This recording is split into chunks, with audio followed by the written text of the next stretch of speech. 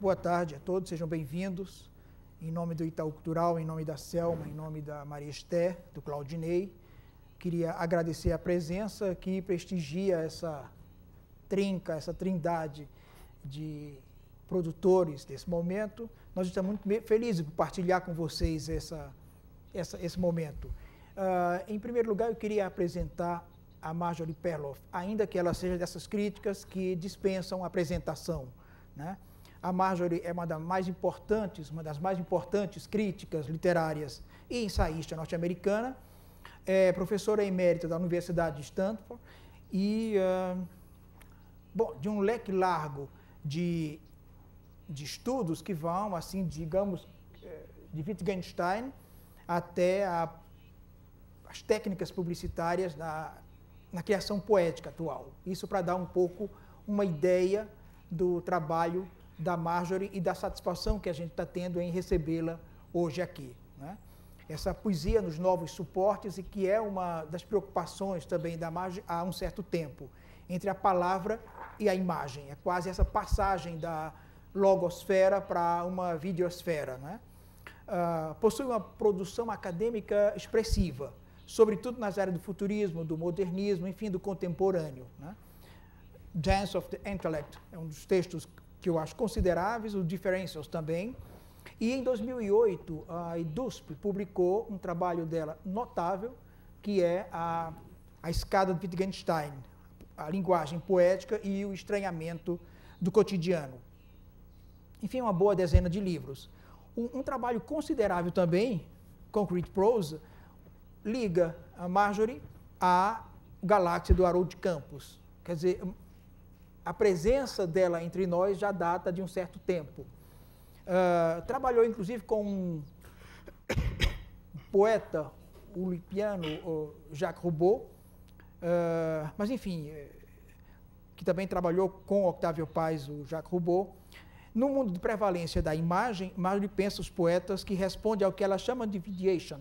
É uma concepção que certamente ela vai nos falar mais a respeito. A Marjorie passou pela Unicamp em 2005.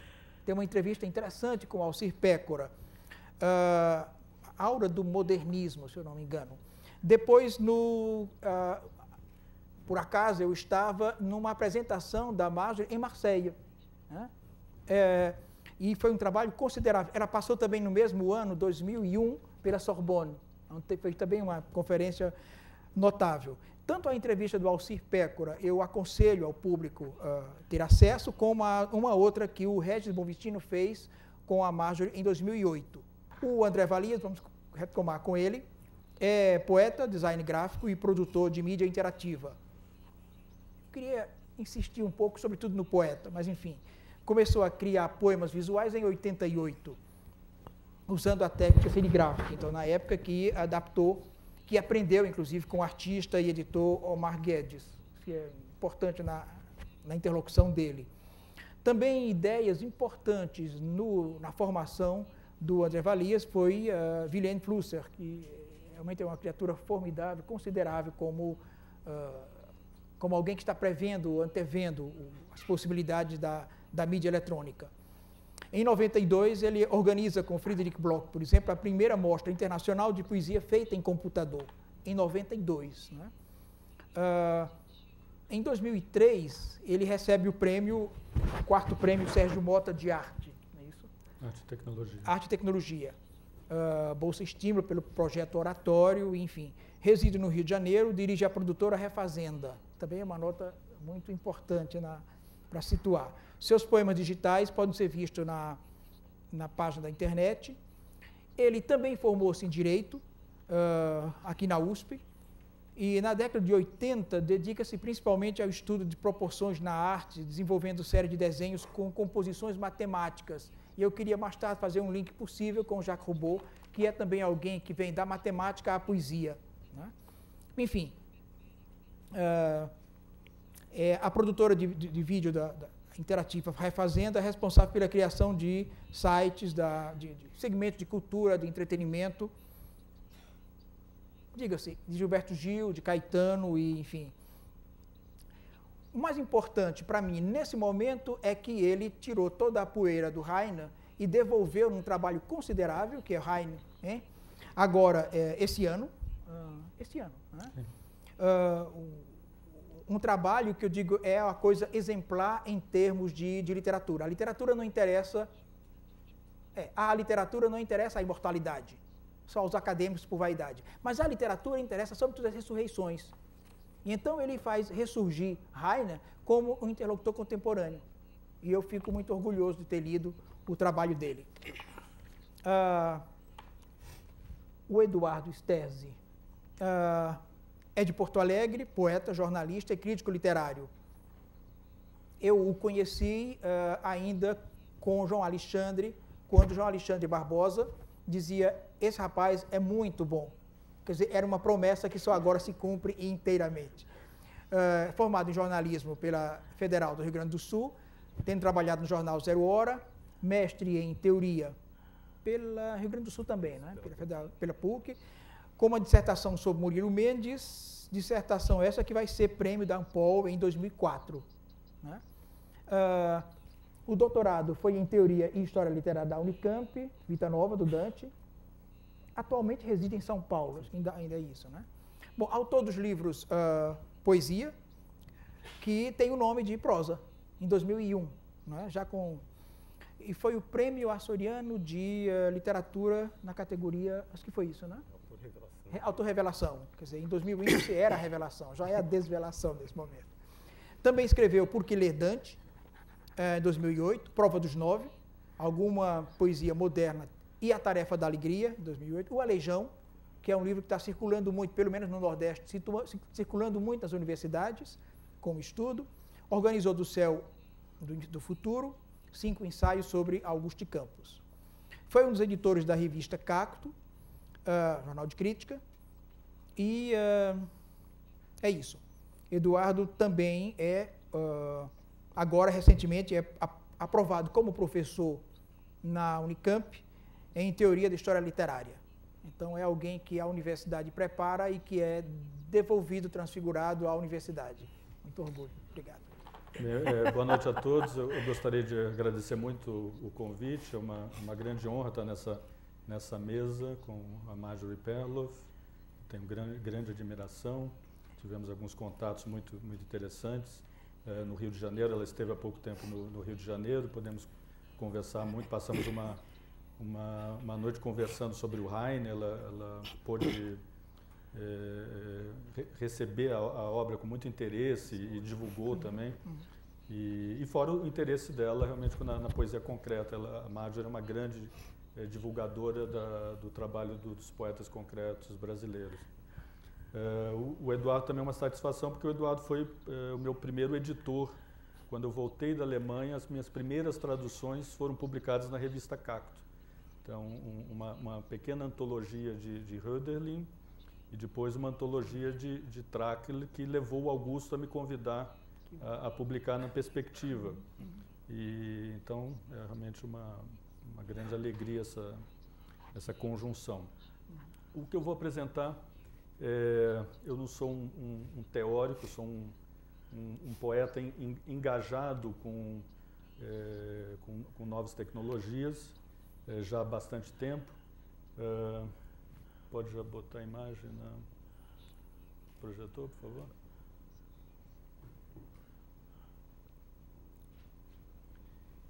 Eu sou poeta porque um dia Décio Pinhatari fez essa grande definição: o poeta é um designer da linguagem. E foi a partir da minha atividade como poeta que me levou a adquirir recursos, habilidades para trabalhar no mercado profissional como designer gráfico. Como o Lorival falou, eu passei voando na universidade num curso de Direito, que eu levei ao fim apenas para pegar o diploma, porque eu realmente na primeira semana eu já vi que não era para mim, e comecei a fazer cursos paralelos, né? E um desses cursos eu fui fazer serigrafia com o Omar Guedes, que tinha acabado de fazer o álbum Ex-Poemas do Augusto. E eu já conhecia a poesia concreta, já trabalhava, né, mais ou menos nessa linha, mas aí foi foi uma abertura de uma técnica que me propiciou fazer os meus primeiros poemas. Então eu começo a fazer poesia como design de linguagem, mexendo em forma, em tinta, cor, textura, tudo que a serigrafia me permitia. O Décio, né, o poeta brilhante talvez um dos poemas mais famosos, mundialmente famosos da poesia concreta, do movimento da poesia concreta internacional, Beba Coca-Cola, de 54, se não me engano. E outro exemplo, esse poema que eu também acho uma obra-prima do Décio, de 1960.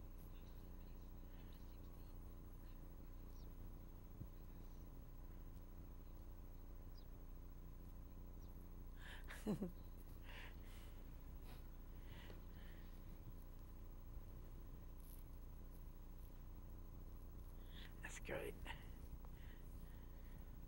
A palavra design é muito interessante porque ela é uma palavra de origem latina, no inglês, vem de designare. Em português ela tem duas palavras que ainda a gente usa, mas uma função mais burocrática, normalmente designar alguém a uma função, é quase um termo de repartição pública, ou nomear alguma coisa. E desígnio, que é uma palavra quase meio desusada, é quase uma palavra só usada quase teológica, né?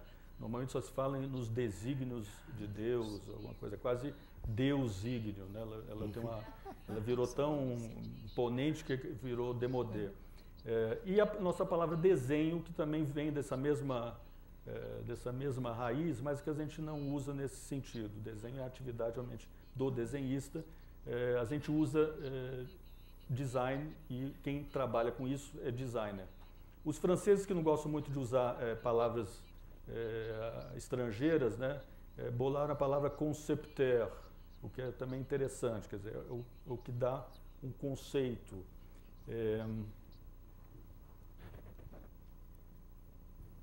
A gente fala que quer dizer, o designer, a atividade do designer é diagramar, quer dizer, ajustar, né, dispor elementos heterogêneos, normalmente elementos que alguns não criados por ele, como por exemplo fotografia, né, o trabalho de um fotógrafo, o trabalho de um escritor, né, o designer é aquele que então compõe num determinado espaço, pensando em como aquilo deve funcionar para um leitor. Diagrama é uma palavra grega, né, dia quer dizer entre, né? Então a gente pode traduzir diagramar como entreescrever, né? O escrever através. E o trabalho do design é muito estar escrevendo entre as coisas, e esse é um pouco o que eu tenho feito.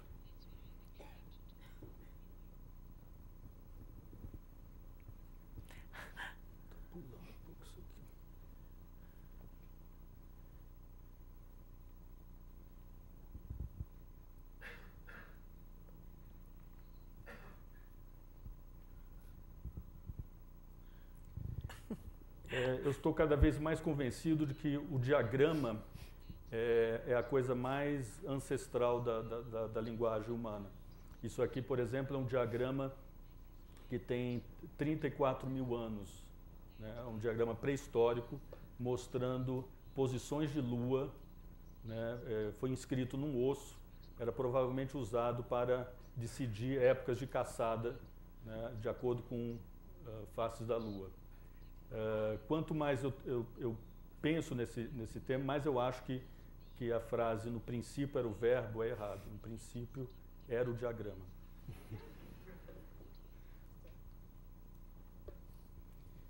E uma das figuras mais fantásticas na história do diagrama é Descartes. É uma pena que ele tenha ficado na história principalmente pelo penso logo existo, porque o grande feito de Descartes foi ter inventado a geometria analítica. E o que Descartes faz com a geometria analítica? Ele faz a possibilidade de você transpor números, quer dizer, todo o universo da álgebra de origem babilônia, egípcia, ele ele cria um método para converter essa álgebra na geometria dos gregos.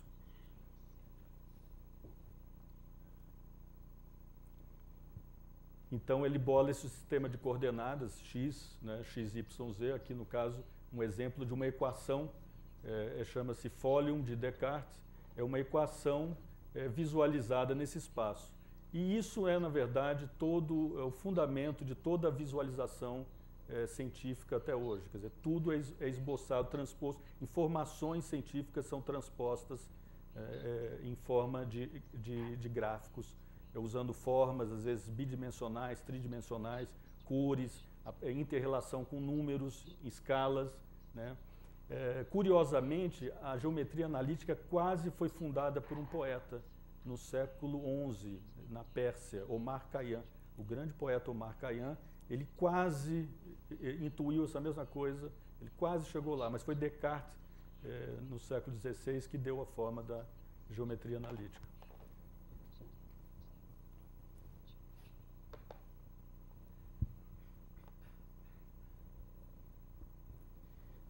E quando eu trabalhava com o computador, nos primeiros momentos eu fiquei muito decepcionado, quer dizer, eu estava trabalhando com um software de diagramação no computador, isso em 1988, e tentando fazer aquilo que eu fazia no papel antes. E fiquei muito... Eu tinha muita possibilidade de escolher letras, fazer coisas, mas na verdade eu fiquei meio travado com aquilo. E de repente me caiu, assim, meio por acaso, um software de engenharia, um software chama-se AutoCAD, é um software, era muito caro, e por acaso eu tinha um tio no Canadá que trabalhava com isso, em indústria petrolífera, e ele me fez uma cópia desse software, e eu comecei então a trabalhar. Era um software muito sisudo, você não tinha nem a interface gráfica dele, era muito pesada, você usava na verdade comandos mesmo, você escrevia, você desenhava formas usando comandos pela mão, né? Então você dava linha X e definia coordenada X, Y, Z e ele ia traçando para você. Quer dizer, não era uma coisa ainda de você usar a mão imitando, né? Era uma coisa muito de engenheiro mesmo. Mas ao mesmo tempo era fascinante porque aquilo é um espaço negro infinito que me permitia criar, por exemplo, um cubo de dimensões, né, imensas naquilo e mudar o meu ponto de vista daquele cubo. Então foi aí que realmente que o computador para mim apareceu como uma mídia realmente, com recursos novos que eu nunca tinha pensado em usar. E um dia eu me deparei com esse texto bastante enigmático do Mallarmé, Nós não entendemos Descartes, né? O estrangeiro se apoderou dele, mas ele suscitou os matemáticos franceses. E aí surgiu um poema que foi uma espécie de manifesto pessoal meu, que eu intitulei Nous n'avons pas compris Descartes, é o título do poema. E é um plano no espaço 3D do AutoCAD, né, das coordenadas x, y, z, e usando duas palavras em inglês que por acaso foram escolhidas. Eu quis trabalhar em inglês até porque o inglês era a língua de comando do AutoCAD, né? É uma língua pela sua síntese, ele é muito usado, é uma língua ideal para a linguagem de programação. E são palavras de quatro letras. Então são dois planos que, vistos de cima, na verdade eles aparecem da mesma forma. Vistos desse ângulo, um plano é ondulado, né? Então esse foi um poema que foi muito usado em capas, em até cartazes de eventos sobre poesia digital nos anos 90. É um poema de 1991.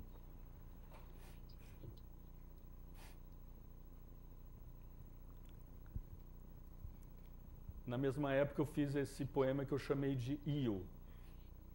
E o Io na verdade, uma forma tridimensional que depois fica, né, na transparência. Então, eu estava usando tanto o Io no sentido italiano de eu, né, quanto também no sentido de input-output, a sigla input-output do computador. Esse poema, depois, mais tarde, ele ganhou uma versão interativa, tridimensional mesmo, com textura, e onde essa forma passava de uma para outra, formando sonoramente também os ditongos. Então, o transparente era I, né, um som mais agudo, e passava para um som mais opaco de O. Então, você tinha a passagem tanto de I-O como O-I, né, e isso era de uma maneira que você navegava no sistema, isso acontecia de repente.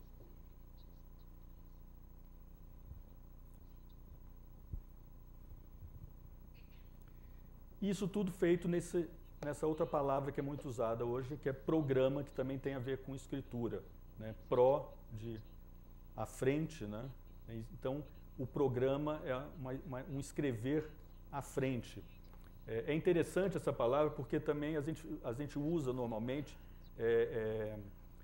rodar, né? O programa roda no computador, né? E tem um pouco da recursividade da cibernética no programa, né?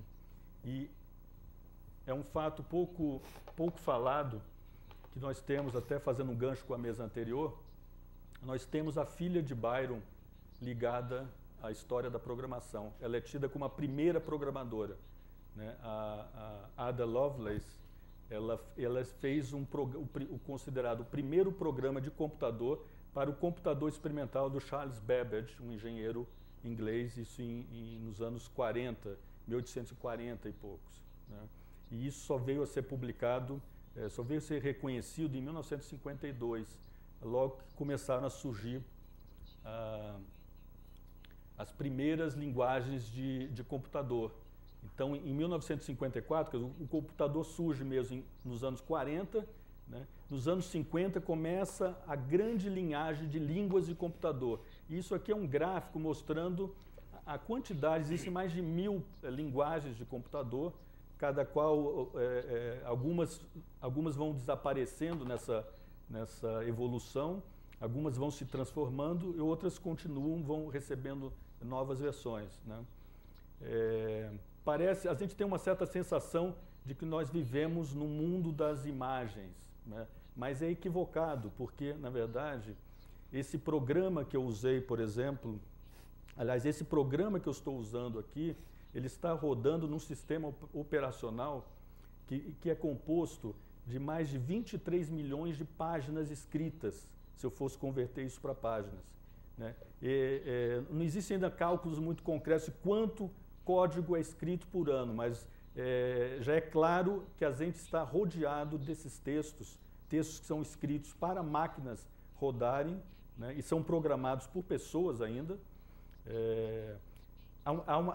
Essa quantidade de linhas de código geradas hoje, anualmente, é uma coisa completamente incomensurável perto do que é gerado de texto, né? Então, o que o digital do computador trouxe, na verdade, ele transformou tudo em texto, né?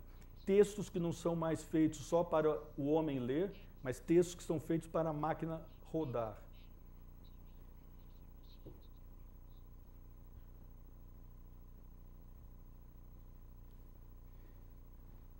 Também nessa época eu fiz uma espécie de álbum, era uma época que eu não tinha ainda internet, isso é 91 para 92. Então esse é um poema que eu fiz no computador e fiz um álbum disso, eram impressões gráficas. E esse é um poema feito em cima da etimologia da palavra verso, que tem a ver com o trabalho da recursividade do verso, né, do movimento do arado de correr a terra, né, cavando sulcos. E aí eu trabalhei as 4 formas básicas do ritmo da poesia antiga, que no fundo é o ritmo até hoje, que são o troqueu, o iambo, o anapesto, o dáctilo, e as suas respectivas etimologias.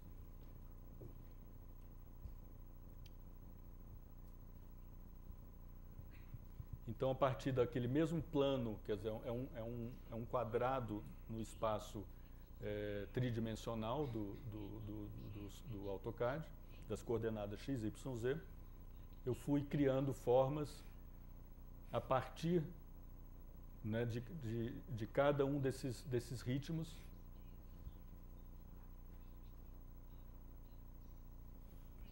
e aí fazendo as combinações de cada um deles.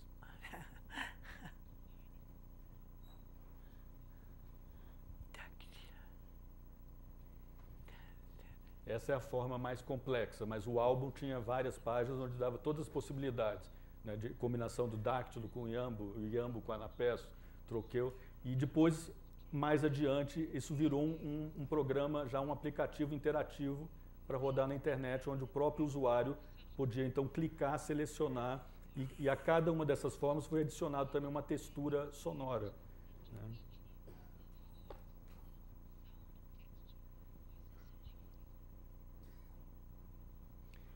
Esse trabalho acabou virando a capa de talvez do melhor livro já feito sobre poesia digital, que é do americano Chris Funkhauser, e ele me pediu então autorização para usar na capa, e é um livro muito curioso porque ele me colocou já como um fóssil, porque chama-se Prehistoric Digital Poetry, e uma arqueologia das formas, é 1959 a 1995.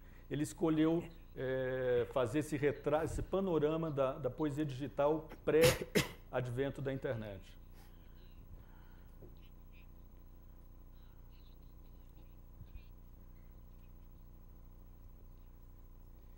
E aqui eu mostro a contracapa desse livro, não para mostrar as informações, mas para revelar um aspecto que eu demorei muito tempo a perceber, só recentemente. Muito se fala da crise, né, do livro hoje, se fala do advento dos livros eletrônicos e tal. Mas para mim, eu de repente percebi que aquele quadrado branco ali, com os números e o código de barra, é que dizem que a era do livro acabou.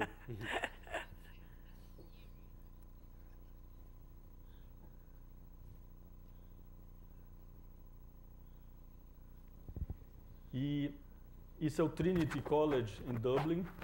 Foi um professor emérito de estatística que em 1966 criou o código ISBN. E o que significa o código ISBN? Significa que nenhum livro existe se não tiver esse código, né?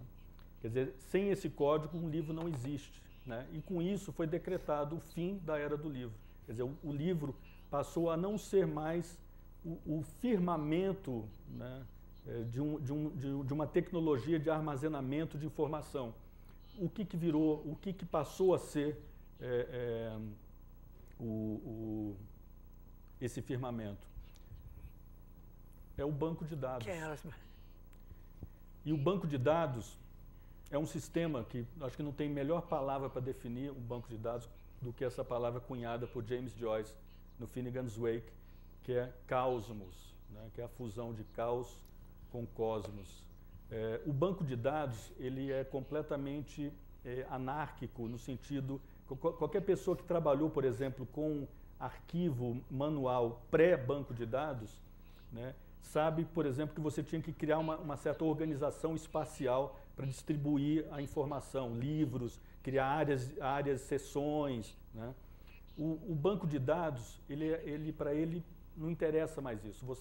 O banco de dados é uma espécie de buraco negro que vai absorvendo informação. Você só precisa jogar a informação e ele vai, né? A única maneira de você representar um banco de dados é com um diagrama desse tipo, né? É um diagrama que mostra todas as tabelas de informação que estão envolvidas no banco de dados, que tipo de campo de informação, se esses campos são textos, se esse campo é uma integral, um número, né? E isso aqui, por exemplo, é o diagrama de uma espécie de wiki, né? de um site onde as pessoas podem escrever, né? É a estrutura dele, né? E para ele tanto faz a ordem com que você vai inserindo informação. A internet, no fundo, é um grande banco de dados de banco de dados.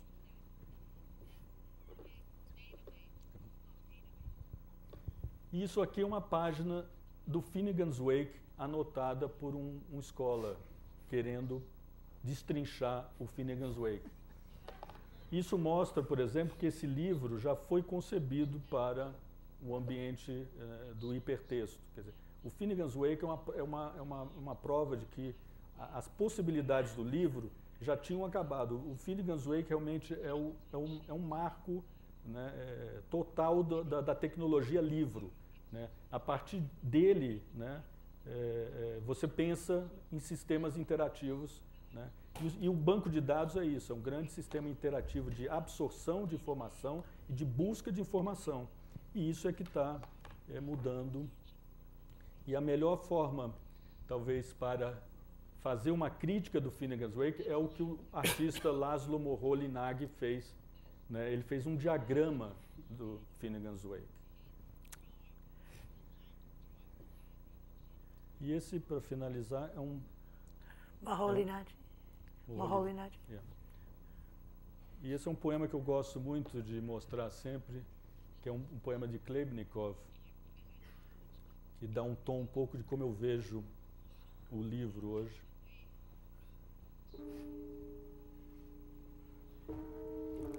É um poema de 1912.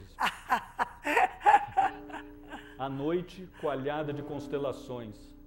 Que destinos, considerações, brilhas, livro, na amplidão do escuro fundo, liberdade ou julgo? Qual a parte que me cabe desse latifúndio céu de estrelas? Obrigado.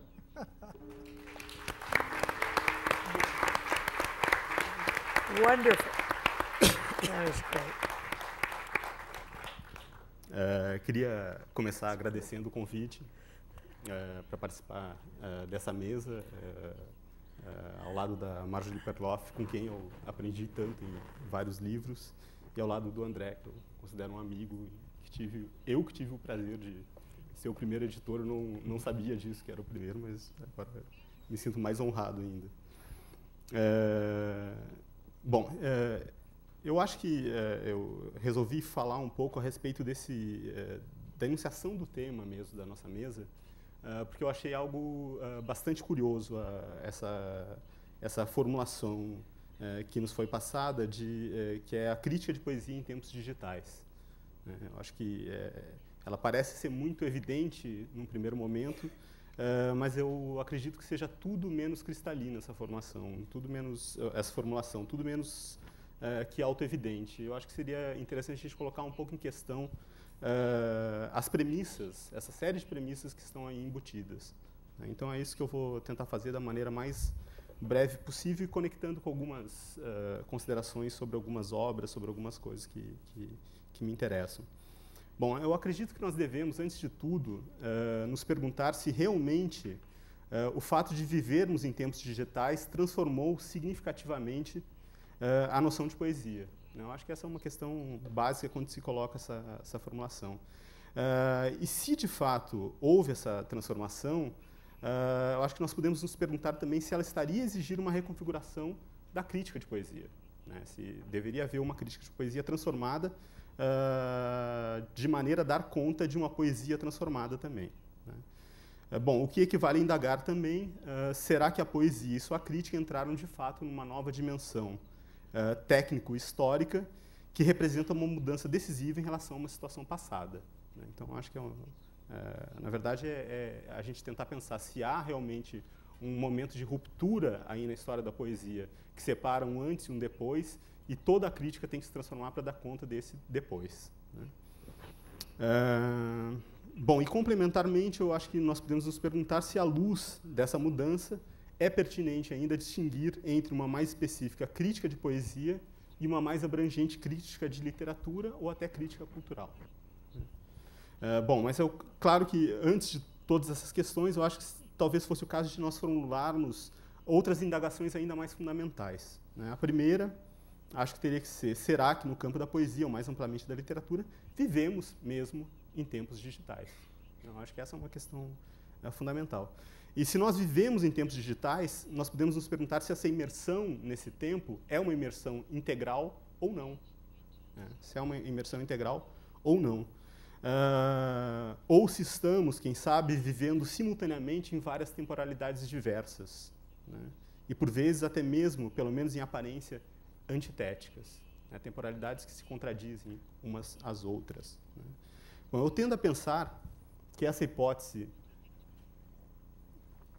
de uma convergência de temporalidades diversas na poesia e na literatura, e isso para não falar das artes em geral, é verdadeira, né? E talvez seja mesmo o caso de se observar que a grande novidade dos tempos digitais, né, ao contrário do que algumas fantasias tardo-futuristas, a gente pode dizer, nos fizeram longamente supor, não está no apagamento das temporalidades precedentes e na constituição de uma simples temporalidade de ponta, ou podemos dizer de vanguarda, mas, pelo contrário, está, paradoxalmente, na formação de um até agora inédito arquivo global de temporalidades, uma espécie de biblioteca universal, né, uma espécie de, para usar uma formulação literária e talvez mais exata, uma biblioteca de Babel também.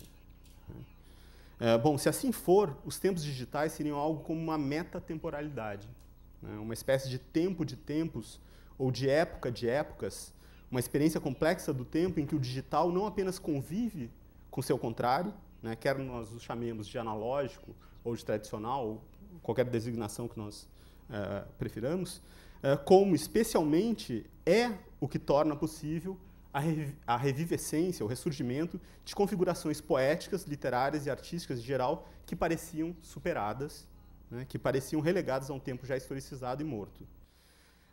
Bom, vale notar que isso é o que acontece tanto no plano da pesquisa quanto no plano da criação, né? Eu posso citar alguns exemplos.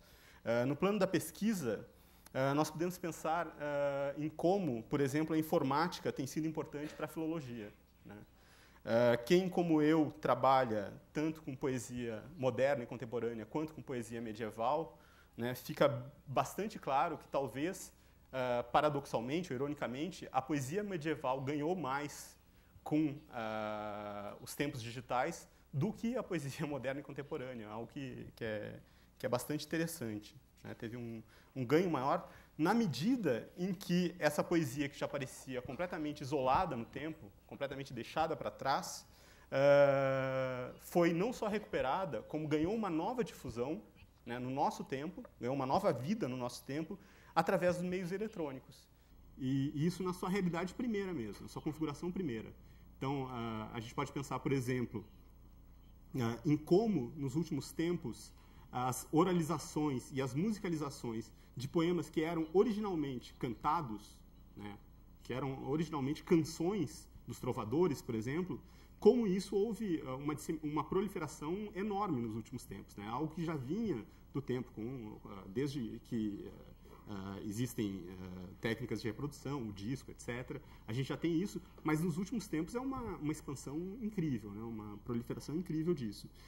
Mas não só isso, eu acho que o mais interessante, até porque é algo que cria uma conexão com as experiências poéticas que usam esses novos meios na contemporaneidade, eu acho que é a questão do manuscrito também, a digitalização de manuscritos medievais, né? Isso é impressionante.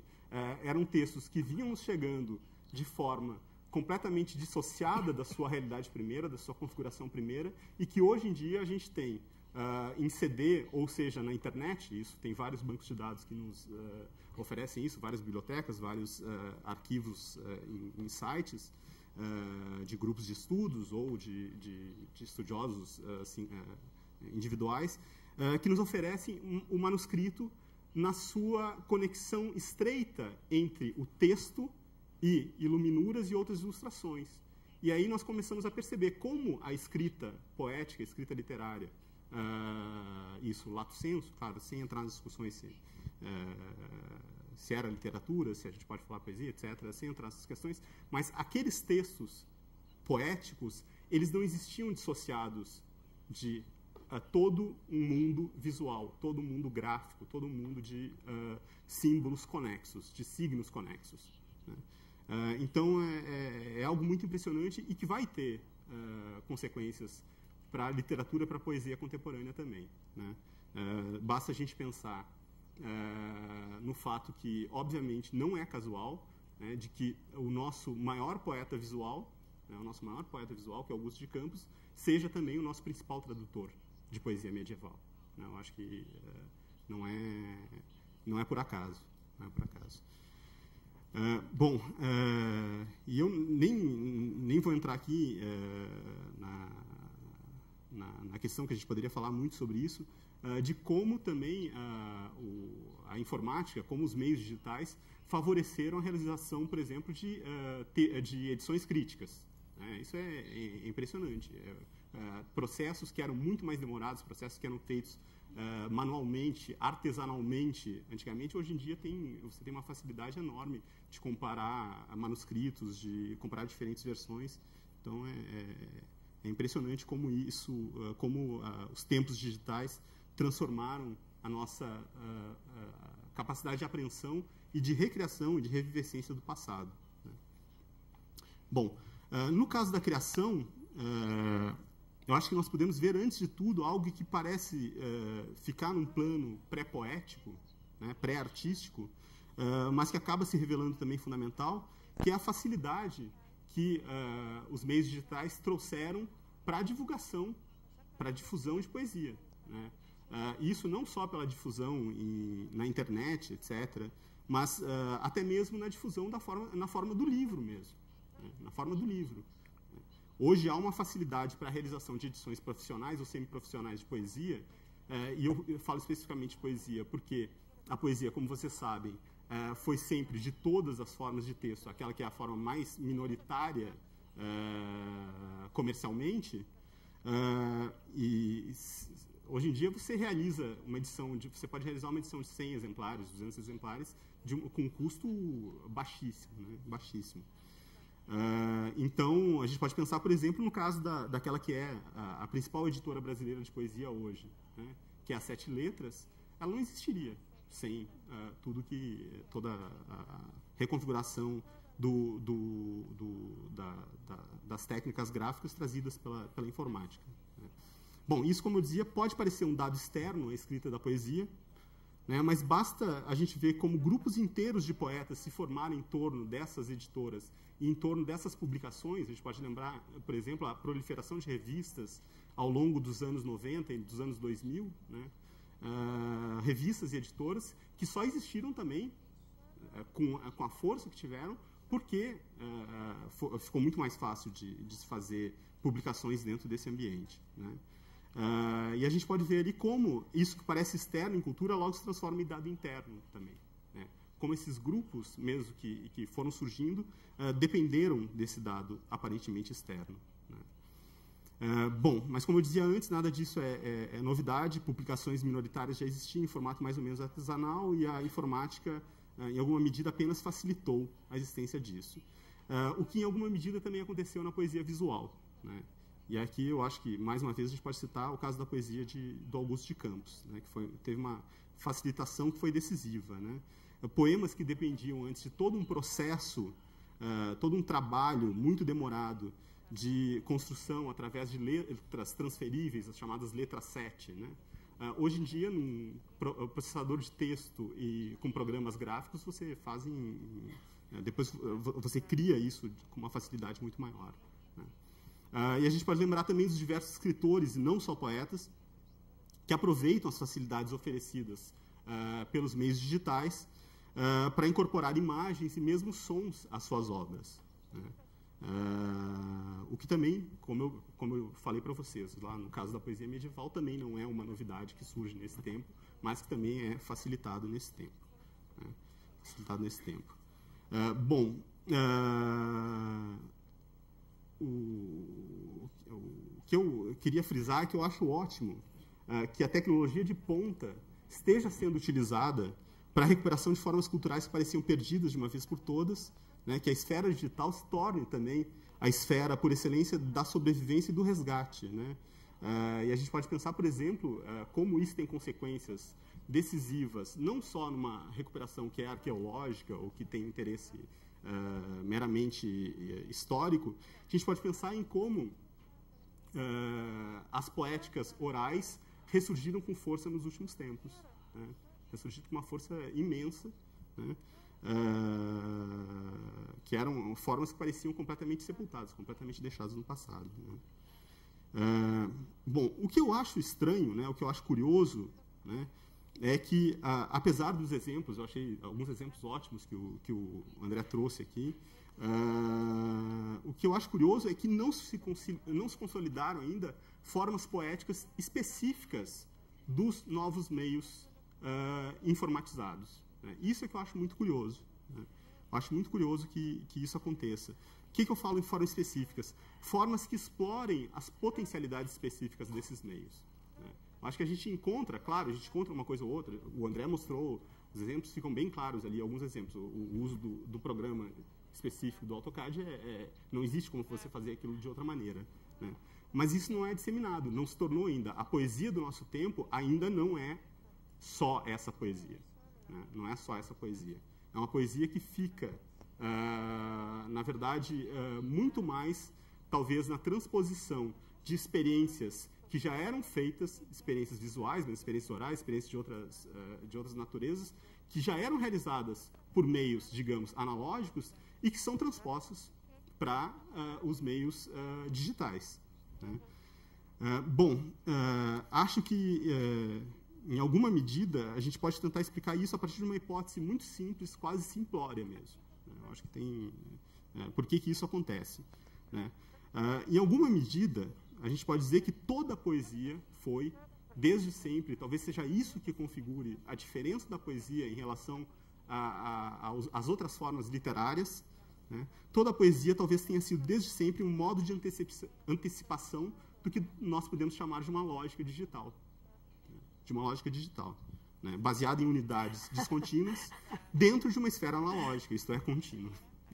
Né? Então, a gente tem toda a história da poesia, a história do uso da fragmentação, da interrupção, do espaço em branco, do espaço sonoro, então, da forma do som, que são, em alguma medida, dados que nós já podemos chamar de digitais.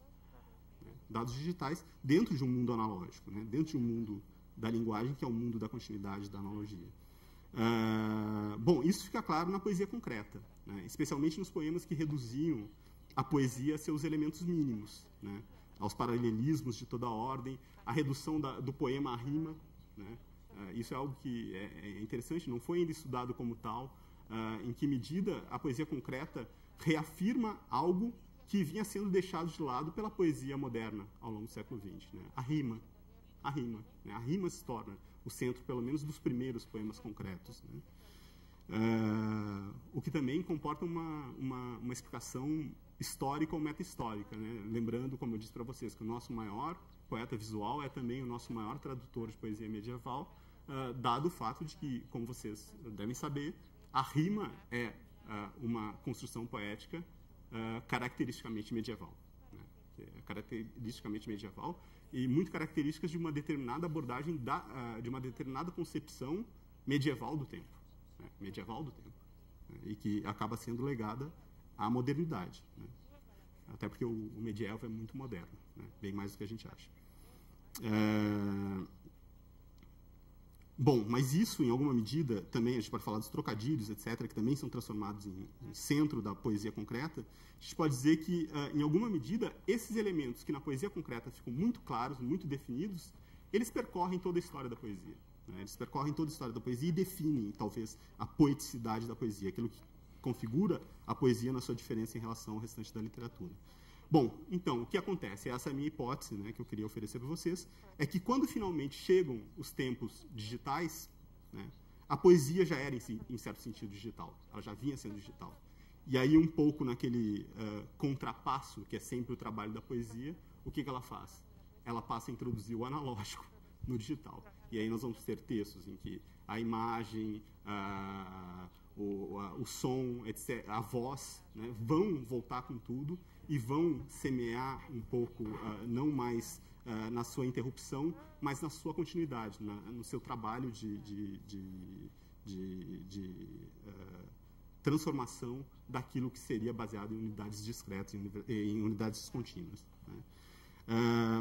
Então, em alguma medida, a gente pode dizer, e eu queria encerrar com isso, que os tempos digitais parecem ser menos o fim dos tempos, né, ou o tempo do fim, do que o tempo do fim do fim. O tempo do fim do fim.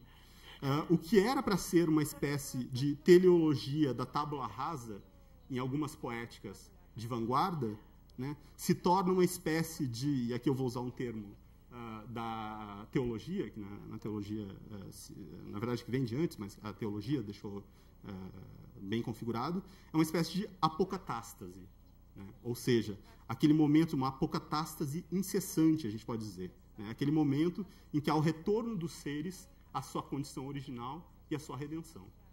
É como se aquelas formas todas do passado fossem recuperadas nesse momento, mas já não dentro de uma perspectiva teleológica, mas numa perspectiva de reinvenção, mas reinvenção crítica.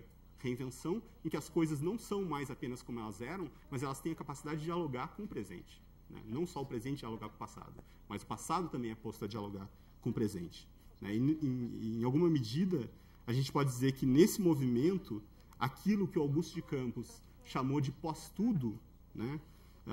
Num poema bastante célebre, acaba se revelando também aquele museu de tudo de que fala o João Cabral de Melo Neto.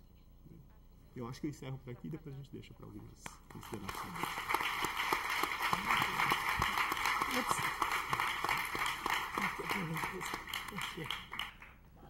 Okay. Can you hear me? Is the mic working? Vocês podem me escutar? O microfone está I'm very happy to funcionando. be here. Eu estou muito feliz de estar aqui com vocês e muito contente de estar aqui neste simpósio. Eu adoro vir ao Brasil, as coisas acontecem aqui de uma forma muito feliz. Porque Eduardo me deu exatamente os dois termos que eu não tinha da poesia que eu vou falar aqui, que é analógico versus digital. Eu vou falar os dois, porque nós podemos dizer coisas maravilhosas, que coisas estão acontecendo, mas o fato é que, eu vou ir um pouco devagar, o fato é que a maioria das poesias, das coisas que sempre aconteceram, da forma que sempre aconteceram, podemos ficar desapontados. É sobre essa fala, poesia que está, poesia de ponta. Então eu vou começar a apresentação, que meu amigo, professor da Universidade de Geórgia, trouxe recentemente quando ele falou do que acontece com a poesia quando todos são poetas. Essa é a pergunta que Benjamin trouxe há muitos anos. Todos agora são autores, todos podem ser um autor. E por isso, o que acontece então com a poesia quando ela se torna essa coisa comum, essa idade digital, essa era digital, a idade da informação? Temos tanta informação que estamos constantemente nesse meio de informação. Foi observado que nesses ensaios, qual eu vou referir, nos Estados Unidos, as universidades e faculdades que oferecem programas de graduação em poesia têm cerca de 80 mil membros docentes e apenas 17 mil dessas instituições que falam escrita, que ensinam escrita criativa, programas de escrita criativa. Quando levamos isso em consideração, ensinar escritura, como escrever de forma criativa, imaginem 2.000 pessoas ensinando a escrever de forma criativa. E todos têm que publicar 1 ou 2 livros, senão vão passar de ano. Imaginem quantos livros vão estar publicados. O que é bom, de alguma forma, observar que tem algumas pequenas impressões, uma disseminação desses livros que foram produzidos, também problemas. E um dos problemas é que agora temos, por exemplo, Gucci, Punch, qualquer coisa, qualquer tipo de rótulo. Temos poemas básicos que eu vou mostrar para vocês, que a maioria das pessoas escreve, que creio que não é muito diferente aqui no Brasil ou em qualquer outro país. E vou usá-lo como exemplo do prêmio que foi oferecido pelo New Yorker, que não é digital de forma alguma, e eles têm os mesmos recursos. Um deles utilizam linhas irregulares, versos livres, com nenhuma ênfase nas construções das linhas, ou o que os russos chamam a palavra como um fator importante. Prestem atenção nessa poesia concreta, nessas palavras. Em segundo lugar, usam uma sintaxe simples e parafraseiam também, tem imagens gráficas e uma metáfora extravagante, pois a metáfora é um sinal de poeticidade. Então, em terceiro lugar, todos esses poemas têm expressão de pensamentos profundos, ou epifanias que são baseados em alguma memória, designando a pessoa que está falando como alguém que é especialmente sensível, que realmente sente uma dor, que seja o problema imperialista dos Estados Unidos do Oriente Médio, capitalismo, qualquer tragédia pessoal, com a morte de alguém que a pessoa gostava. Então, esta fórmula é repetida cada vez mais. Eu vou mostrar para vocês apenas um poema que se encaixa neste modelo e eu lerei para vocês, que é denominado hot combs, que são utilizados para alisar o cabelo, que são utilizados, que é a chapinha que a gente chama aqui no Brasil. E foi muito bem sucedido e ganhou vários prêmios e também o prêmio Pulitzer há cerca de 2 anos. Black with grease, the teeth still pungent as burning hair. One is small, fine-toothed, as if for a child. Holding it, I think of my mother's slender wrist, the curve of her neck as she leaned over the stove, her eyes as she pulled the wooden handle and laid flat the wisps at her temples. That the heat in our kitchen made her glow that morning. I watched her wincing, the hot comb singeing her brow, sweat glistening above her lips, her face made strangely beautiful, as only suffering can do. Então, é algo clássico de um paradigma que eu falei para vocês. Vocês têm esse estímulo, essa poesia, então, que está colocado aqui, esse estímulo atual, essa memória da dor desse cabelo que está sendo alisado, a uma pessoa que é mãe de uma criança que é negra, e, por fim, a epifania que o rosto da mãe ficou estranhamente belo, apenas como o sofrimento pode fazer. Esse poema, ele tem essa sintaxe com uma linguagem transparente, que não é difícil, que umas frases literárias, como eu digo, por exemplo, esse cabelo que está queimando também, esse slender wrist, esse sweat glistening. Ela está lendo as frases que ela não queria que traduzisse. Então, essa parte dúbia, com essa conclusão que a beleza está construída sobre o sofrimento, nem sempre a beleza. Se você ler este poema, é um poema analógico, de acordo com Eduardo, que talvez o fato que ele foi escrito no ano 2000 e foi publicado recentemente, que é o tipo de poema básico que as pessoas ainda escrevem. Essa é a cultura dominante da poesia, e com prêmios, e também tem a ver com essa correção política. Nunca é fácil, mas os anos atuais... Ele está desligando ali o slide. Ele está tentando ali ligar e passar para o próximo slide.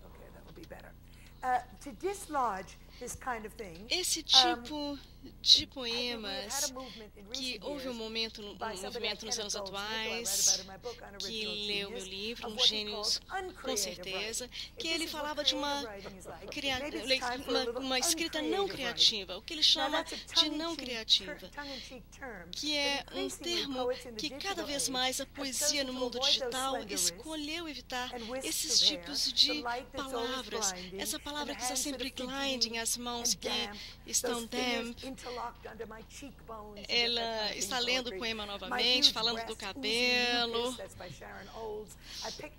pegou todas essas coisas como uma desculpa. Então, passando foi adotados nessa arte visual e na música nos anos 60 pelo artista conceptual. Não há nada novo nessa arte conceptual e nem na música, quando tem amostras por muito tempo, essas transcrições, citações, essa reciclagem, reestrutura, traduções ruins, mudanças, essas formas do que é denominado de conceitualismo, esse modelo de arte conceitual, que estão surgindo questões sobre o papel da poesia neste novo mundo, nesse mundo de altas informações, de muita informação.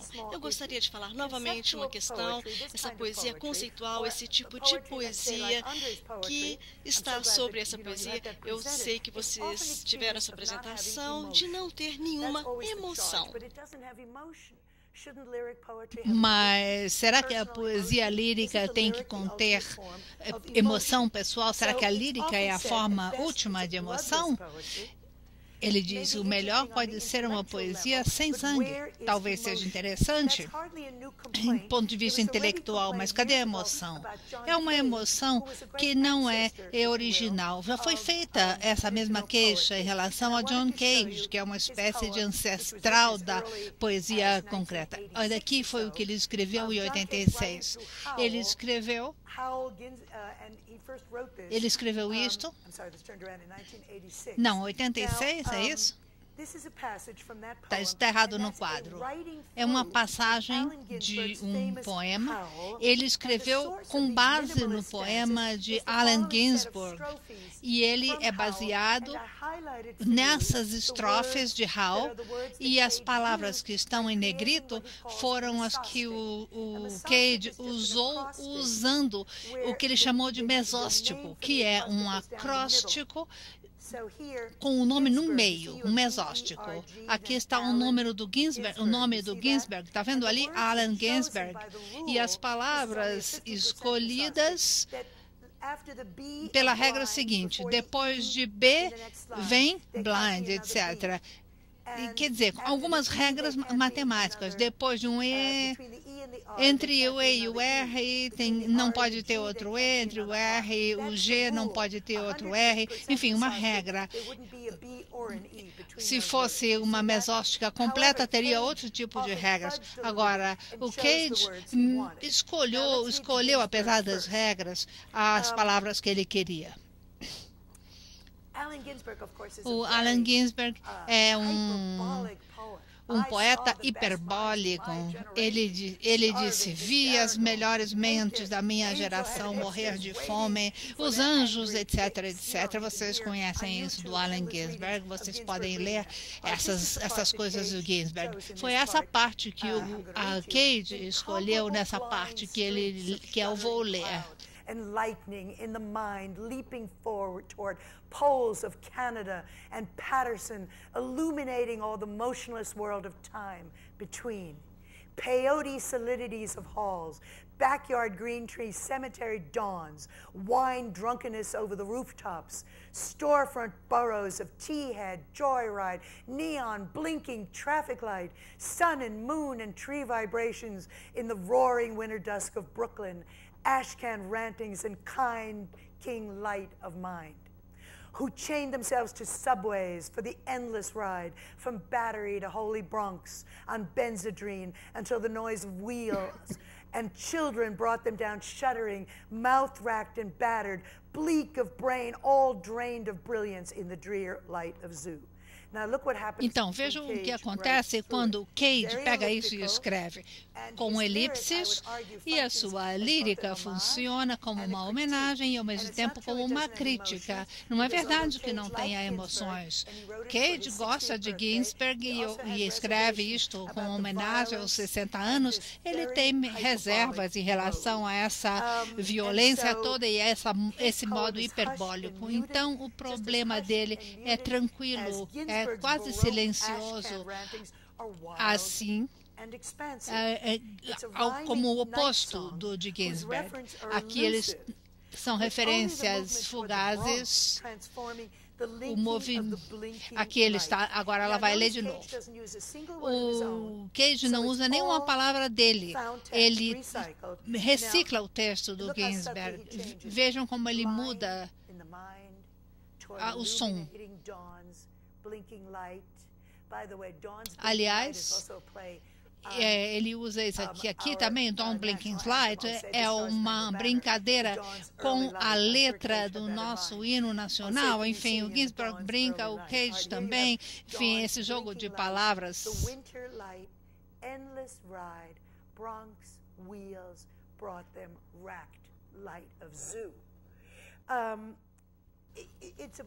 É uma espécie de defesa da sobriedade.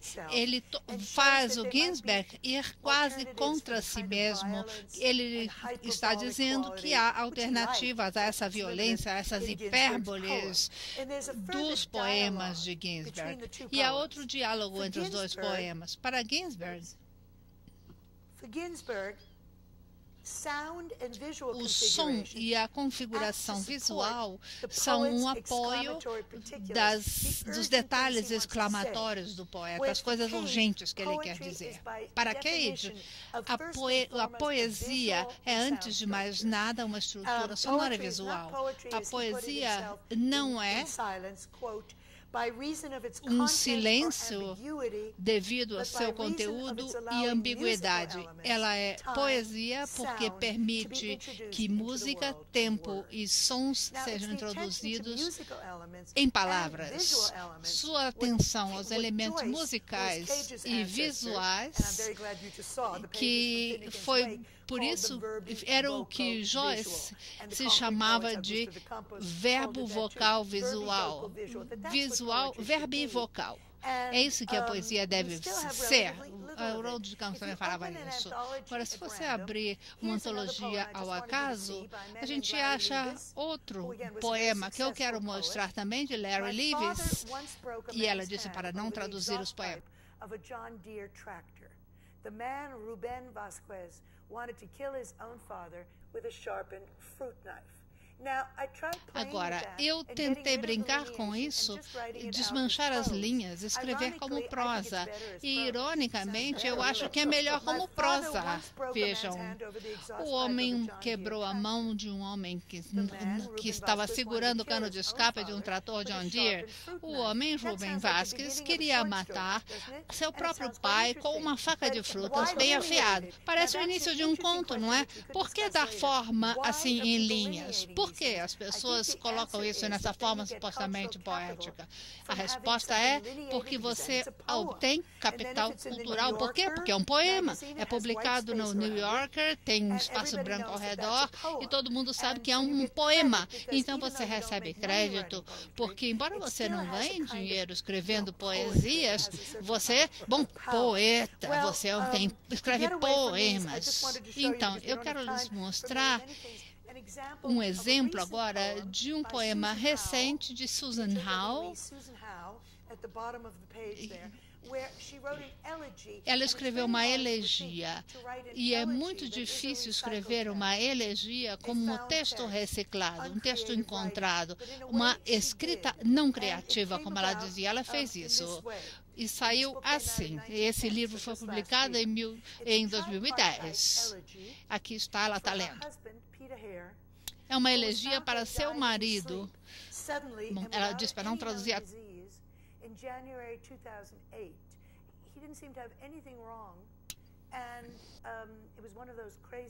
Quer dizer, foi uma coisa... ela está falando da morte do marido da poeta, que foi dormir sem nada demais e de manhã estava morto. Ela quer escrever uma elegia não sentimental, e é muito difícil não ser sentimental escrevendo sobre isto. Ela começou, então, com uma prosa documental, que é a primeira parte. A primeira parte é prosa, sem linhas. E de manhã estava muito silencioso quando eu me levantei às 8, depois de dormir bem. Silencioso demais. Tomei um banho, me vesti, desci, botei água para ferver, para fazer meu mingau. Peter sempre acorda muito cedo. Ele deveria estar trabalhando, mas eu vi que ele não tinha tomado café. Olhei pela janela e vi o jornal do lado de fora, no seu saco de plástico azul. Aí ela leva mais um tempo para perceber o que aconteceu. Daí ela sobe e encontra o marido. Ele usava uma máscara porque roncava, tinha apneia do sono, e usava então essa máscara de CPAP, que é de ventilação mecânica, e viu que havia um som estranho de ar, e ela viu então que ele não estava respirando, e ela vê o horror e a dor dessa morte totalmente imprevista. Um poeta menor começaria a dizer, me senti muito mal, etc, etc, coisas pessoais. Ela começa a fazer uma história e escreve assim, está na tela. On April 3rd, 1758, Sarah Edwards wrote this in a letter to her daughter Esther Burr when she heard of Jonathan's sudden death in Princeton. For Sarah, all works of God are a kind of language or voice to instruct us in things pertaining to calling and confusion. I love to read her husband's analogies, metaphors and similes. Now that gives her Quer dizer, isto dá os dados, o ponto de partida da elegia. Sarah Edwards era a esposa de um grande filósofo e teólogo da Nova Inglaterra, que era Jonathan Edwards. A linguagem com suas analogias, metáforas, etc., considerado como a palavra de Deus, e, portanto, uma espécie de conforto no momento em que a morte era iminente. Mas a consolação não é espiritual. E ela diz, Jonathan e Sarah, para eles, todos os rios iam dar no mar, mas o mar não se enchia. Então, de maneira geral, sempre há progresso, como ao girar de uma roda e toda alma responde ao chamado de Deus. Eu leio a palavra de Deus, mas não ouço Deus falando. O que ela está dizendo é que ela não tem fé. E como ela vai poder lidar então com esse material? No meio do poema, que se chama Arquitetura Alegre, eu vou mostrar uma página aqui, ela pega o material de Edwards, especialmente o material produzido por uma filha que escreveu um diário, e ela encontrou esse diário na biblioteca e usou fragmentos do diário para fazer essas páginas, que não dá realmente para ler. Eles são ilegíveis, por assim dizer, mas ela tenta questionar essas frases para ver que sentido eles podem render para ela. A parte do meio se chama então arquitetura brincalhona, digamos, que é uma frase que vem de um poema de Emerson, que fala da arquitetura brincalhona da neve. Ela pega fragmentos fotocopiados, é um método antigo, não é digital, não é, ainda é Xerox mesmo, copiadora, e ela faz colagem disto com fotografias abstratas de James Whalen, que é um fotógrafo abstrato conhecido, para dramatizar a noção de que todas as vidas são frágeis e incertas. São 50 poemas resultantes, não vamos ver todos eles, claro. Se tornaram um desenho em constelação para os olhos e os ouvidos. Agora nós reconhecemos partes da escritura, as asas da pomba, imagens na minha cabeça, etc. Quer dizer, às vezes, mas geralmente não dá para ler. O passo seguinte, nós não temos tempo para ver, entra a parte musical, é que junto com um compositor, vocês podem ouvir no YouTube, não é? Junto com um compositor chamado David Grubbs, eles fizeram uma leitura disto e ele forneceu a música, que são acordes eletrônicos e músicas de da natureza, vegetais, assim, e ela lê uma bela voz. É um poema sonoro maravilhoso em que cada poema, cada fonema, cada morfema, assim, se torna algo vivo. E isto é feito como performance. Claro que não é trabalho só dela, é colaboração. E hoje ela está fazendo essa performance no país inteiro, está no YouTube, e o seu trabalho inicial com David Grubbs está no YouTube também. Não é uma palavra original, quer dizer, são aqui nessa arquitetura brincalhona. Mas o poeta aqui é um arranjador, é um disseminador, é aquele que dá contexto. O poeta, basicamente, é quem faz escolha. Wittgenstein disse isso há muito tempo. É assim como devemos entender o que vemos na poesia digital, como disse Eduardo. não é o fato de escrever para o computador, é o fato de que agora você pode fazer coisas nas quais você escolhe. Se trata das suas escolhas. Você pode fazer download de um monte de coisas na internet, você pode incluir um monte de coisas no seu trabalho. E ela fez isso. Se pensarmos no poema assim, veremos o que ela conseguiu fazer com esse material. A terceira parte do poema é um breve poema lírico de sua própria autoria, com as suas palavras. Aqui está, ela está lendo.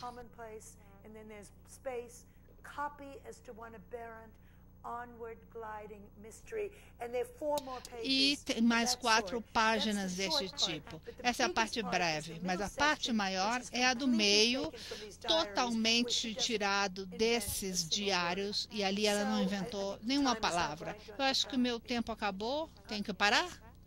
Não? Para? Então, se eu tenho mais um minuto, eu vou lhes mostrar outra coisa. Vou lhes mostrar algo relacionado com a lírica. 2 poemas de Charles Bernstein que são interessantes nesse sentido. Charles Bernstein é um poema da língua. Ele fazia poesia muito complicado.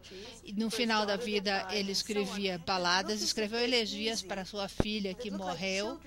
Parecem fáceis, parecem histórias infantis, mas todas se baseiam em outras coisas. Essa daqui, por exemplo, que eu vou ler daqui a pouco, você tem Shakespeare, Sigh No More, tem algumas linhas de Shakespeare.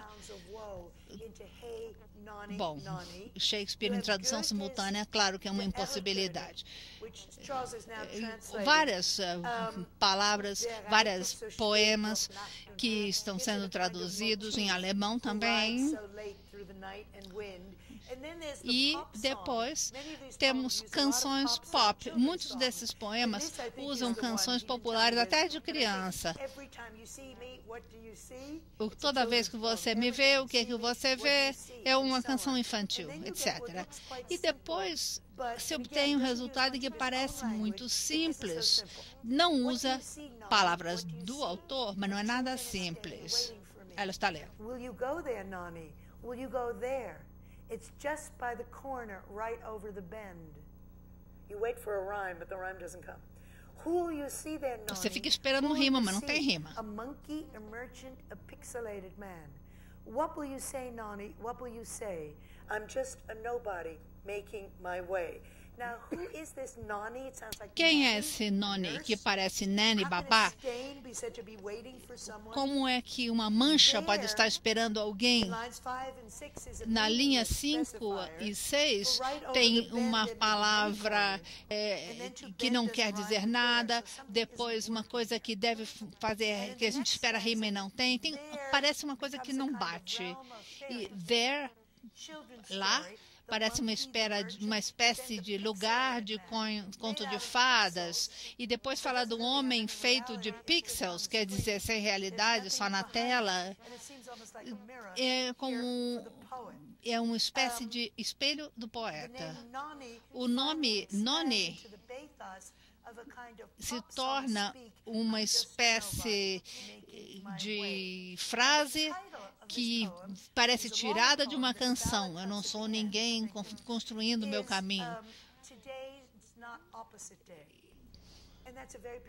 Quer dizer, o título disso aqui é Hoje não é um dia oposto. É muito estranho. É como se estivesse dizendo, hoje não é um dia feriado, não é um dia em que se faz oposição, mas hoje não é um dia oposto, não faz sentido. É uma coisa, a gente vai procurar o sentido e ele escapa. Seja como for, a pseudo-balada que nós temos aqui nos diz nada a respeito da situação do poeta. Você não sabe nada sobre a vida do Charles Bernstein, sobre sua pessoa, sua história, coisas pessoais, mas transmite um sentimento de ansiedade. Isso aqui transmite ansiedade, me deixa nervosa. E outras baladas deles fazem a mesma coisa. Então, o que a era digital tem a ver com isso? Ele não compõe isso como digital, está escrito como forma básica de balada e para isso você não precisa do digital. Mas qual é o papel do digital aqui? É o ponto de vista do leitor, porque quando nós lemos esses poemas, nós podemos ir direto para o Google dizendo: isso, eu já vi isso em algum lugar. Onde foi? Você não precisa ser lá tão erudito. Você vai no Google e procura as fontes. Talvez não seja a fonte do poeta, mas não tem importância, porque se você ouvir... Bom, tudo bem. Eu quero mostrar um poema do Peter Gizzi, que ele escreveu isso no ano passado. Eu não tenho tempo de ler tudo isso, mas eu vou ler um pouquinho.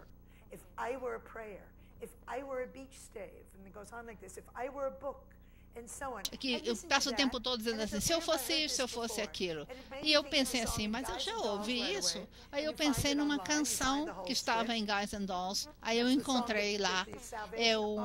É a canção que as meninas do Exército da Salvação cantam. Então ela está cantando a canção, não é? Se eu fosse uma lâmpada, eu iluminaria. Se fosse... Bom, é uma coisa ridícula. Mas o Peter disse assim, eu não tinha isso em mente. Talvez ele tivesse outra canção. Mas a questão é a seguinte, o eco se torna uma figura de linguagem. E eu quero terminar isso aqui. O Frank Workin, na sua nova antologia de poesia conceitual, disse o seguinte...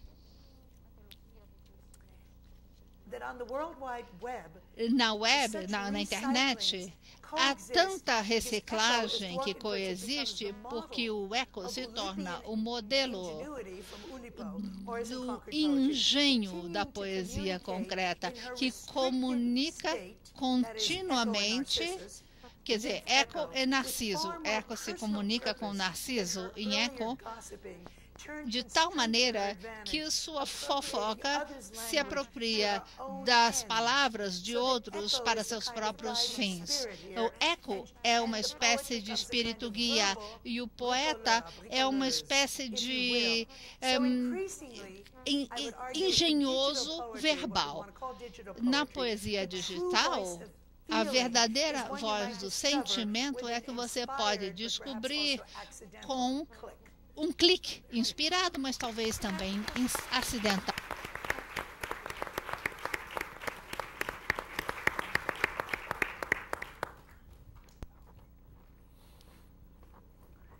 Bom, dando continuidade, eu gostaria de fazer uma questão, uma interrogação, talvez aos três, especialmente ao André. No primeiro momento, claro que a fala da Perloff é de uma largueza muito grande, do Rimbaud ao Cage, o que é feito da linguagem hoje, o que é essencialmente a linguagem poética. Essa passagem, não sei se poderia chamar de passagem da logosfera a uma espécie de videosfera. Havia uma prevalência do logos, da palavra, mas acredito que o André já derrubou isso. No princípio não era o verbo, é certamente o diagrama aberto. Então, no princípio, há o diagrama aberto. Agora, há ainda uma prevalência do texto. A gente pode falar hoje em linguagens, ou pode falar já praticamente em linguagens, numa espécie de multiplicidade de código. A poesia contemporânea, a poesia desse momento, seria essa multiplicidade de códigos, enfim. O que você pensa de tudo isso?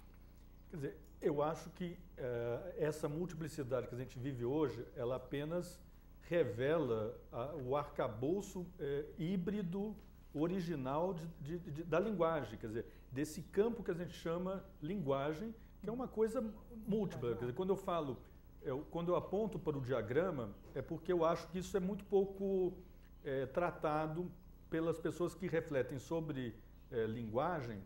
Você fala apenas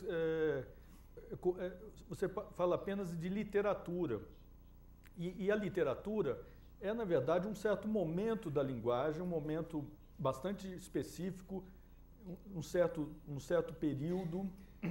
É magnífico o que a literatura gerou. Mas antes da literatura, você tem, na verdade, toda uma tradição gigantesca de criação poética numa época que não havia uma distinção clara se o poeta estava fazendo uma performance, né? Se ele estava dançando, entoando um canto, e se ele estava usando um diagrama para fazer uma coreografia, né? E se aquilo estava virando sinal rupestre. Quer dizer, o ser humano, na verdade, é um criador de códigos, e o que permite a linguagem funcionar é essa capacidade de a gente se locomover entre os códigos. Quer dizer, é a mobilidade que permite a linguagem operar. Sem a mobilidade não há linguagem. Como sem mobilidade você não tem visão tridimensional. A gente só tem visão tridimensional porque a gente se desloca. Então, o deslocamento entre códigos eu acredito, digamos, a base de qualquer código. Então, a gente é muito fonocêntrico porque nós estamos numa cultura que inventou o alfabeto.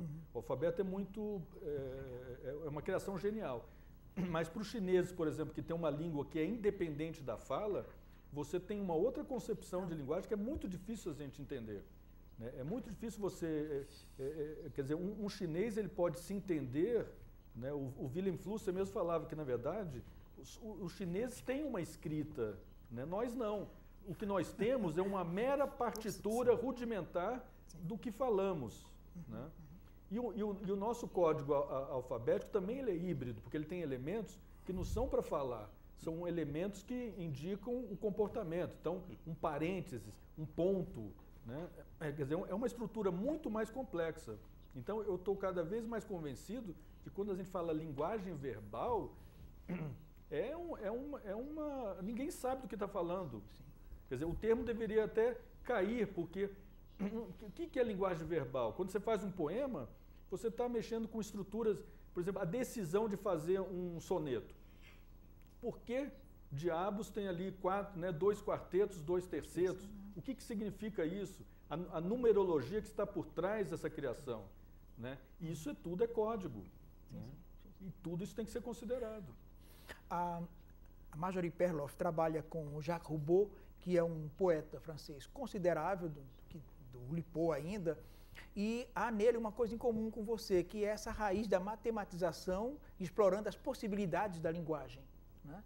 Ora, eu acho fantástico isso, porque de fato reduz a pretensão do presente, nós avançamos voltando, né? Nós estamos voltando a essa descoberta dessa multiplicidade de códigos desde o início na poética. Né? Agora, os seus 22 poemas com ambientação, digamos, sonoro-visual, talvez o poema da Jussara Salazar, que inclusive foi publicado na sua revista também, né? Que é um poema magnífico, mas onde os elementos visuais, sonoros, eles fazem parte absolutamente do poema. Ora, isso pode ser... Alguém me faz uma primeira pergunta que é assim, como definiria o processo de criação na poesia concreta hoje? Você poderia responder isso de um modo direto? Na poesia concreta, quer dizer, a poesia concreta é um termo já histórico, né? Quer dizer, o Augusto mesmo fala, eu não faço poesia concreta, né? Esses movimentos são coisas coletivas num determinado período, segue um determinado programa, num certo espaço de tempo, e depois eles se dissolvem, né? Eu acho, o Augusto faz poesia, quer dizer, sem querer criticar o Eduardo, o Augusto de Campos não é o maior, eu não acho o Augusto de Campos o maior poeta visual brasileiro, eu acho o maior poeta brasileiro. Mas é um poeta visual também, que explora. E acho o maior poeta... Quer dizer, acho um dos poetas, não vejo poeta no mundo hoje tão interessante quanto Augusto. O que eu acho interessante quer dizer, quando o Augusto está trabalhando, ele inclusive deu nessa homenagem que teve a ele na balada literária, foi muito interessante que ele fez uma apresentação junto com o filho dele, Adriana Calcanhoto, mostrando a história da música na poesia concreta. Então, desde o início, eles foram performar, cantar aqueles poemas, né? Então, se critica muito, a poesia concreta é muito fria, visual e tal, mas desde o início ela foi verbo e voco visual, como a Marjorie apontou, né? E além do verbo e voco, na verdade, tem uma estrutura ainda mais intensa, que são essas estruturas que eu digo diagramáticas, quer dizer, a espacialização, o número, o ritmo, são todas coisas que estão ali. Desde o início. A marcha. Eu acho que a poesia concreta tem o fato que o poema também é visual. Eu acho que é algo crucial, até mesmo nos anos 50, por causa da tipografia e porque vemos os poemas impressos, as pessoas os escrevem à mão. Também a visão do poema, quando as pessoas veem na página, também deve ser muito importante. Eu acho que não temos que verificar isso de certa forma. É uma forma de chamar a atenção para o poema. Por exemplo, Ezra Pound foi um herói de Augusto, pois Pound, ele fez designs maravilhosos das páginas, com os ideogramas chineses. Não precisamos saber o significado, são traduzidos nas próximas linhas. Mas, quando ele usava as páginas de uma forma dos poemas iniciais, ao mesmo tempo, ainda não estavam utilizando. Eu quero fazer uma pergunta para você, André. Eu vou ser o advogado do diabo. O André fez a tradução maravilhosa de Heine, que certamente não é um poeta concreto, um poeta digital. Se alguém dissesse para você, por que você não pode escrever como Heine atualmente? Por que você não procuraria esse tipo de poesia? O que você me diria? Eu acho, por exemplo, muito interessante do Heine, ele tem uma frase que inclusive está no site. O trabalho do Heine foi muito facilitado pelo fato da obra dele estar completamente na internet, num banco de dados. E tem uma citação no início da página que é o seguinte, eu vou citar assim meio, não muito corretamente, mas ele fala: eu não pertenço aos 700 eruditos da Alemanha. Eu fico na soleira da porta junto com o povo, né? Mas se alguma verdade escapa por debaixo da porta e vem até mim, então andou bastante. Eu pego ela, boto em palavras bonitas, entrego ao tipógrafo, ele imprime e ela corre o mundo. Quer dizer, essa consciência midiática faz de Heine, para mim, o primeiro poeta moderno, né? Okay. E é exatamente quem está mexendo hoje com internet, com redes sociais, está fazendo o que Heine fazia com os jornais. Quer dizer, ele logo descobriu que os jornais são as nossas trincheiras, né? Ele logo viu, ele teve consciência da mídia, como ele tinha que operar, e elaborou estratégias até para burlar a censura, né? Então, quer dizer, o que eu acho muito interessante no Heine, e que eu lanço um pouco essa hipótese de que a nossa mentalidade em torno de poesia fica muito focada em Apolo e Dionísio, né? Mas tem um segundo elemento que é Hermes. E é muito curioso que de Hermes deriva duas palavras que são contraditórias, né? Hermenêutica, né? E hermético. E Hermes, na antiguidade, primeiro, é o inventor da escrita. Hermes é o inventor da escrita. É Hermes que cria a lira e dá para Apolo, né? Ele é o padroeiro dos tradutores, ele é o padroeiro dos ladrões e ele é o padroeiro dos comerciantes. Quer dizer, então, a minha consciência é que Hermes é aquele que se movimenta, né? No candomblé, por exemplo, brasileiro, é o Exu, né? É o trickster, né? Quer dizer, é o que subverte e é o que faz o diálogo entre os deuses, digamos, a enzima, né? Não é mente nem coração, é o enzimático, né? E nós vivemos numa época, por definição, enzimática. Então, acredito que nós estamos na era de Hermes. E Heine digamos, um profeta dessa... encarna isso, né? Viveu na pele isso. Quer comentar alguma coisa? Eu queria voltar, na verdade, à questão que o André tinha falado antes, da prioridade do diagrama, que na verdade a gente pode pensar também que é a prioridade do diagrama como forma originante da poesia, mas também eu falei assim dessas introdução de outras formas, de outras linguagens, de outras da imagem, da voz, etc., na poesia e na literatura dentro do nosso tempo, a volta dessas formas no nosso tempo.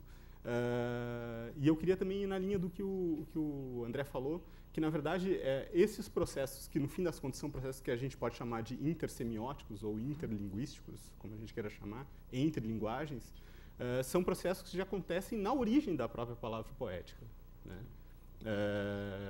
Se a gente pensar, por exemplo, da palavra literária, na verdade,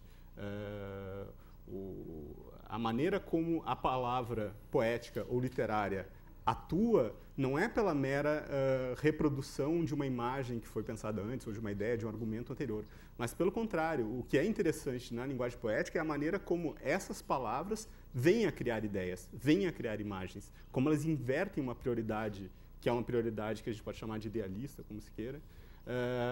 Isso acontece porque, no fim das contas, o processo original é um processo intersemiótico também.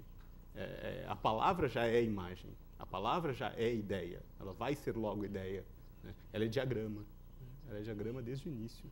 Então, na verdade, no princípio era o verbo, no princípio era o ideograma, no fim das contas, na poesia, uma coisa e outra são a mesma, né? Eu acho que esse curto-circuito é que é interessante, né?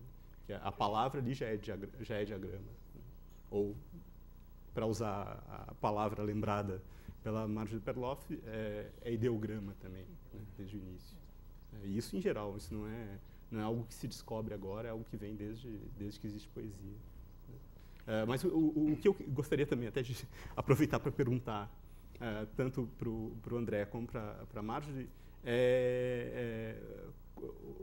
qual transformação que vocês acham que acontece, não no leitor, como a Marjorie falou já, mas que acontece no estatuto da crítica mesmo, diante desses objetos?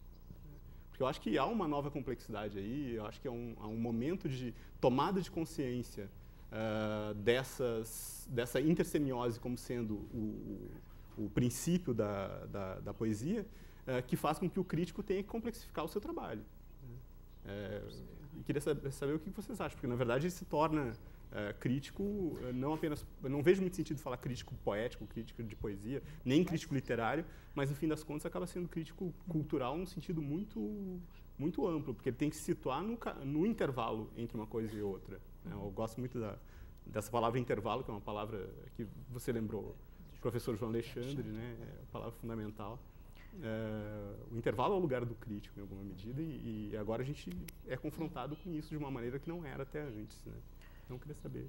Bom, premido pela necessidade, pela instância, eu queria pedir à professora Marjorie que dê uma... Okay.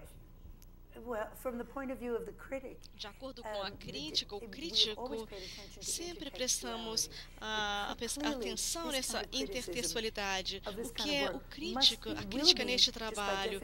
Mas, por definição, é mais intertextual. Por isso que eu fico louca quando tem esses poemas, quando diz que nada mudou, estamos vivendo no mesmo mundo. É essa coisa comum, aqueles que acreditam que a poesia é sempre a mesma, um soneto, Shakespeare, por exemplo, mas o que eu acredito que a história traz a diferença. Eu sou uma pessoa que sempre penso na história e me preocupo com ela. Como eu disse antes na época medieval, é um fator crucial. Agora podemos observar o que ocorreu. A verdade do medieval nos nossos tempos podemos vê-los e, por isso, com certeza, podemos estudar poesia de uma forma completamente nova. Também temos a possibilidade de ouvir alguns... Eu estudei russo, vocês podem escrever na internet, ouvir Mayakovsky, ler alguns dos poemas que ele escreveu, para que você tenha uma percepção do som desses poemas. Eu realmente não acredito em ler coisas e traduzir tanto, pelo menos a poesia, pois senão você não tem uma ideia real do que é o poema. Mas você pode fazer isso e ter consciência das culturas, estudar os distributors jeitos e realmente fazer de uma certa forma que a poesia concreta, por exemplo, quando eu comecei a escrever, era muito difícil, junto aos estudantes, obter esses materiais. Como é que você conseguia os objetivos? Não tínhamos os livros, não podíamos reproduzi-los, mas agora você vai no website do Augusto, você tem lá os materiais. E então a forma de ensinar mudou e a crítica também. Eu não acho tanto a forma que a crítica faz o trabalho, pois em geral a poesia é isso. Ouvimos nesta conferência, a tradução é isso. Eu não acredito que algo seja aquilo, não acredito pessoalmente. Não existe algo como o que é poesia dessa forma abstrata. Temos que especificar tipos de poesia, como que funcionam, e aí podemos falar sobre a estética. Quando falamos poesia é isso.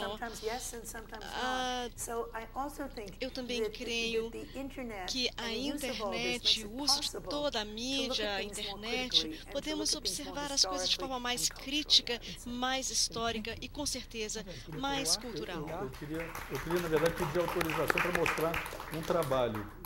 Dura exatamente 3 minutos e é o gancho já se falou tanto do medieval e do uncreative, seria uma digamos... Fecha bem. E eu acho que seria uma maneira interessante de encerrar. É só pedir aqui, então, voltasse a imagem. E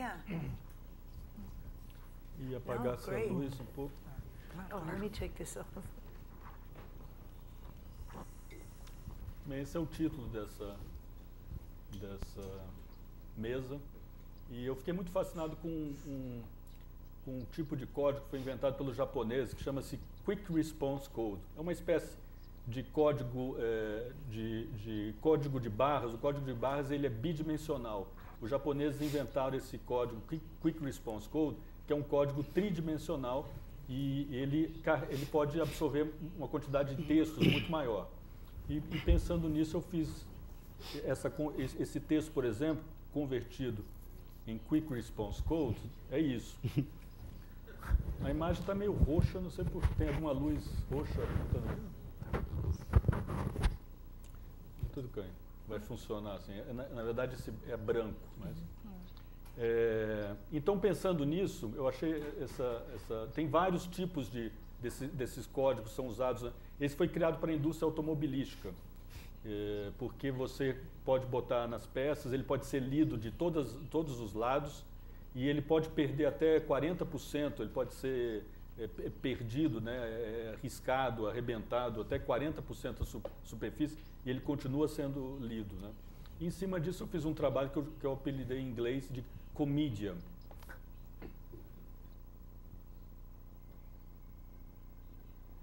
Comédia. O som tá ligado?